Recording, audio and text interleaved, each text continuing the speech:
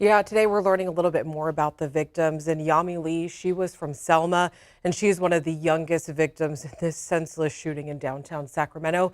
And her family, when we spoke to them, they just call her Yami. And she actually came to Sacramento for a concert for her 21st birthday. And her family says that they lost contact with her over the weekend, and they're still looking for answers.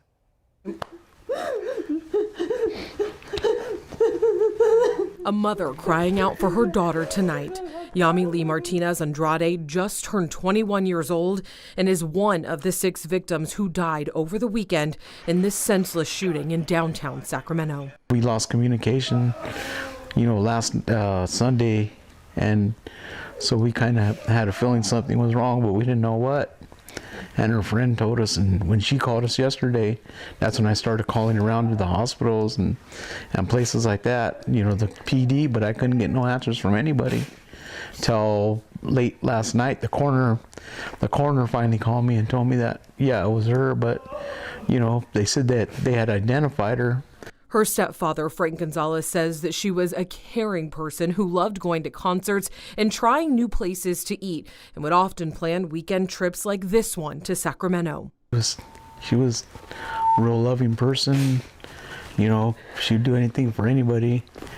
He says the hardest part is they still don't have answers from police. Well, we don't really know nothing because the PD, the Sacramento Police Department never contacted us, nothing from the detectives or anything like that, so we don't really know what happened other than what we heard on the news and, the shooting and stuff like that. So, we're still kind of waiting for answers, or clarity to see what really happened, what took place, and we don't know. Gonzalez says it's been a horrible experience waiting for answers, and his plea to law enforcement: I know the PD does their work and stuff, but it would be nice for them to be more responsible and more communicative to families and victims out there, and just to keep people informed, man.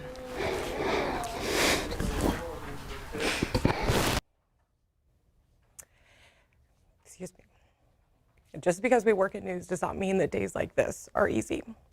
So today we also learned that Victim Services has been moved from City Hall to Cal Expo.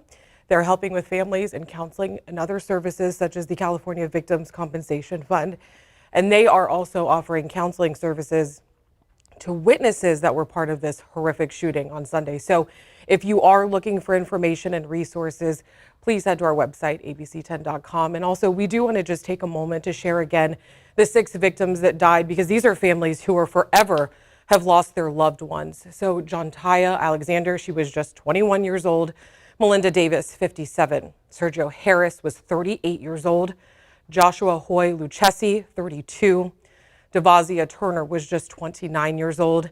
And again, Yamile Martinez-Andrade, who just turned 21 years old.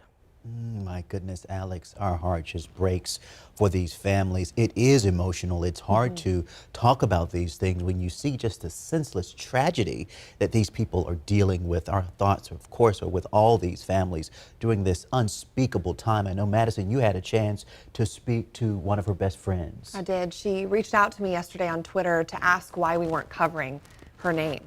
And so, of course, I asked for more information about her and then was told about her life. And she said her best friend told me she was killed right in front of her. That is the tragedy that so many families are dealing with. This is something that's going to stick with these folks for the rest of their lives. And that's why we're committed to covering these stories and keeping the focus on the victims. Alex, thank you.